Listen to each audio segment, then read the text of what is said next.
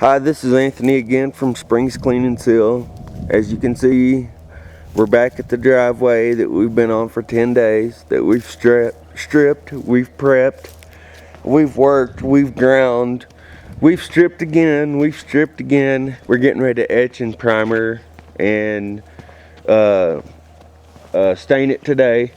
And then after we're done staining it, we'll be putting on polyurethane sealer on it. But this is the job we're on. This is the way it looks now. Wait till you see it when we're done staining it.